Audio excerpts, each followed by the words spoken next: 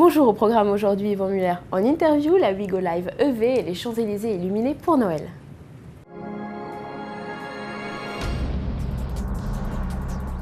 Yvan Muller a remporté ce week-end son deuxième titre en WTCC, cette fois-ci avec Chevrolet. Nous sommes allés à sa rencontre pour débriefer cette première saison réussie avec le constructeur américain. C'est un soulagement parce que la saison a été longue, c'est plus de 9 mois de compétition, plus la préparation hivernale qui précède, 22 courses, donc une saison qui est très difficile, très longue.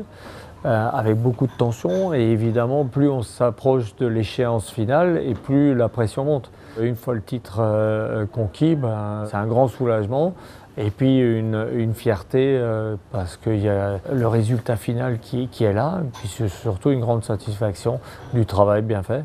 C'était pas à gagner d'avance parce que quand je suis passé chez Chevrolet, il y avait encore des choses à faire, il y avait encore des points à améliorer. On a travaillé très dur tous ensemble pendant l'hiver pour justement mettre tous les ingrédients ensemble. Dès la première course, on a réussi à faire la pole position et gagner la première course. Dès ce moment-là, on a pris la tête du championnat et on l'a plus quitté jusqu'à la fin.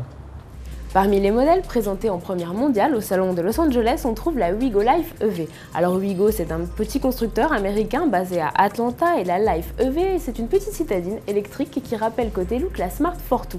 Seulement 3,1 m de long pour 1,60 m de haut, la microcar n'offre que 2 places dans l'habitacle et une conduite parfaitement silencieuse.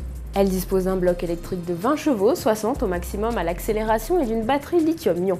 La Life peut environ parcourir 160 km avec la batterie chargée à plein. Commercialisée en fin d'année aux États-Unis, la Wigo Life est disponible à partir de 26 995 $, 19 700 €, prime environnementale déduite. Dans un mois pile, nous serons le jour du réveillon de Noël et chez les constructeurs comme dans les boutiques, la fête se prépare. Notre reporter Marion Le Renard a suivi lundi soir l'illumination des Champs-Élysées depuis le Peugeot Avenue. Alors le constructeur au Lyon est partenaire cette année du comité des Champs-Élysées qui illumine chaque année la plus belle avenue du monde pour les fêtes.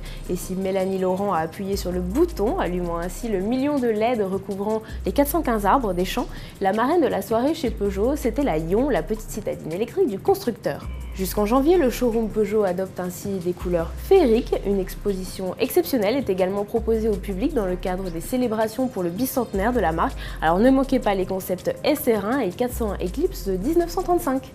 Allez, à demain sur autoplus.fr.